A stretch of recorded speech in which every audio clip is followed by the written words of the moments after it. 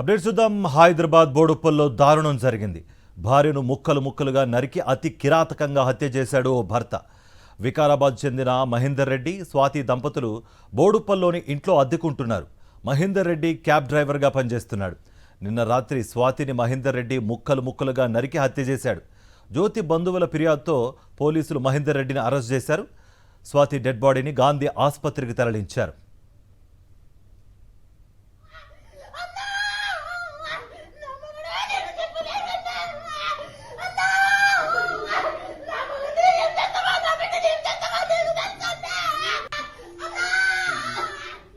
Right, Boduppal నుంచి మరింత సమాచారం మా ప్రతినిధి రవిచంద్ర అందిస్తారు.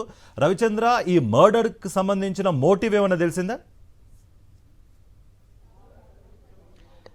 కార్తీక్ అయితే ఇంకా విచారణలో ఉందని చెప్పుకోవచ్చు. మహేందర్ రెడ్డిని అదుపులోకి తీసుకున్నారు పోలీసులు, విచారణ చేపడుతున్నారు. ఇదే నివాసంలో ఒక నెల రోజుల నుంచి ఉంటున్నారు.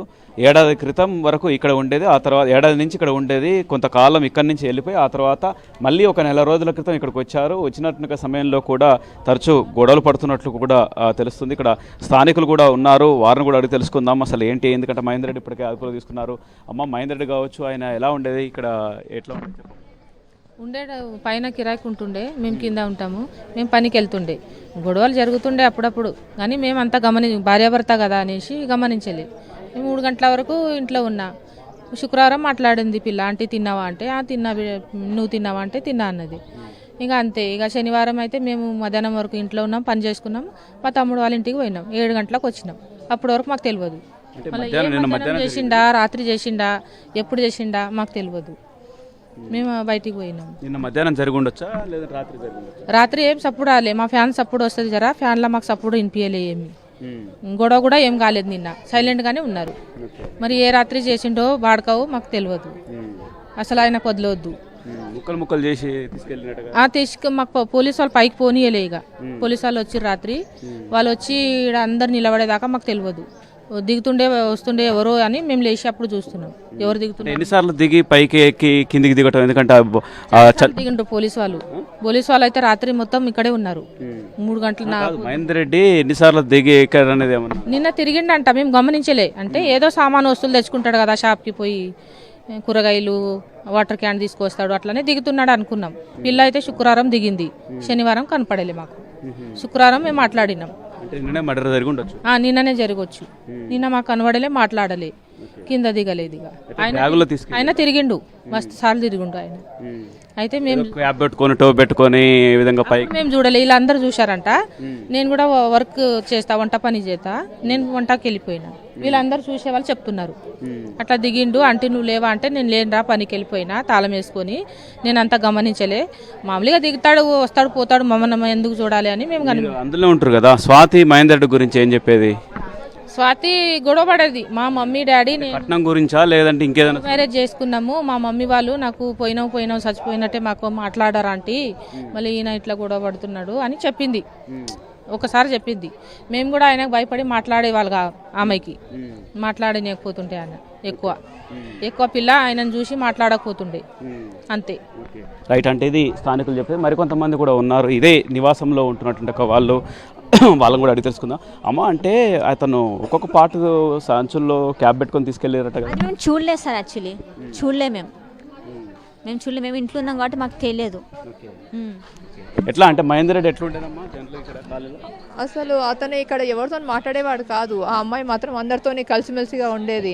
కిందికి వచ్చి అందరితో అక్క ఎలా ఉన్నా, అక్క బాగున్నా అని మాట్లాడేది. మొన్న కూడా హాస్పిటల్కి వెళ్ళేసి వచ్చాను, ఇట్లా కాల్షియం తక్కువ ఉందక్క, హాస్పిటల్ ఇంకా మళ్ళీ రిపోర్ట్స్ రావాలి, చూపించుకోవాలక్క అనేసి చెప్పింది. ఇక అంతే. నిన్నైతే కనిపించనే లేదండి మాకు. నిన్న పోలీసులు వచ్చి ఇక్కడ ఇదంతా జరుగుతూనే ఉందంట. మాకు అసలు ఏమి ఇన్ఫర్మేషన్ తెలియదు.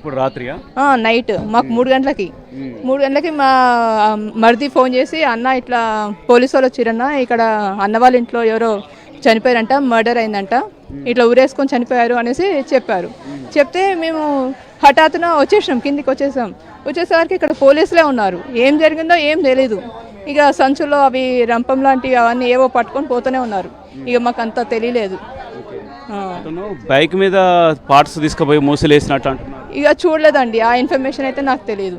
ఆయన సైలెంట్గా ఉండేవాడు, కానీ ఇక ఎవరితో కలిసిమెలిసి అంటే ఎవరితో మాట్లాడేవాడు కాదు, సైలెంట్గా తలదించుకొని వెళ్ళిపోయేవాడు అంతే. స్వాతి ఏం చెప్పేది, కట్నం గొడవలా లేదంటే ఏం గొడవలు అని చెప్పేది? వాళ్ళ లవ్ మ్యారేజ్ అని తెలుసు కానీ జ్యోతి ఏం అనేది కాదు, బాగానే ఉన్నాం అక్క అనేసి అనింది అంతే.